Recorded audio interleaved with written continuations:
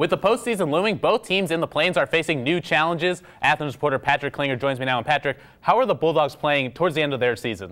Sean, the beauty of tourney time is that you can throw all the records out the window. The boys are still adjusting to life without Griffin Lutz, and the girls, they're the ones that had a little bit of a bumpy road this week. They had the privilege of taking on two of the top teams in the TVC Ohio in Alexander and Vinton County. And on Monday, the Lady Bulldogs statistically played one of the worst games of their season. They were dismantled in the alley 64-11. Athens shot 4 of 37 from the field, just 11% on the night, Sean, and committed 26 turnovers. You got to credit the Lady Spartans' stifling defense, though, as they held the green and gold to one combined point in the second and fourth quarters. But Sean, it's just safe to say that this is just one to forget. So a tough L, but they played much better on senior night, and they still fell short to the Lady Vikings. Oh yeah, but despite that loss, it was really great to see all of those celebrating the careers of Lexi McCollum, Claire DeBruin, Taylor Gregory, and Sophie Miller. They're going to play a huge role once their postseason hopes come at them. But overall, the Lady Bulldogs have really been playing much better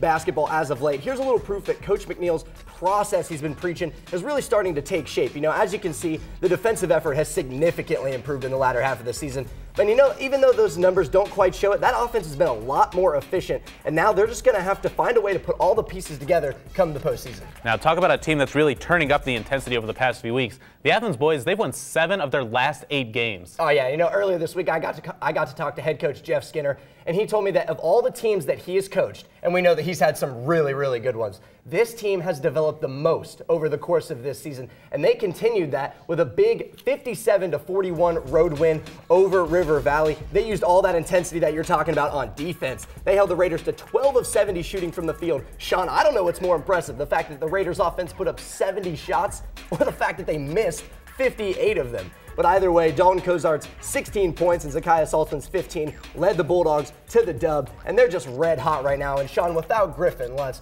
this bench is getting a lot of development. They're getting a lot of time in these games, and that could prove really crucial once that postseason comes around. Yeah, we know dealing with the loss of Lutz is really tough, but we'll see if they can step up and get maybe a postseason win. Thanks, Pat.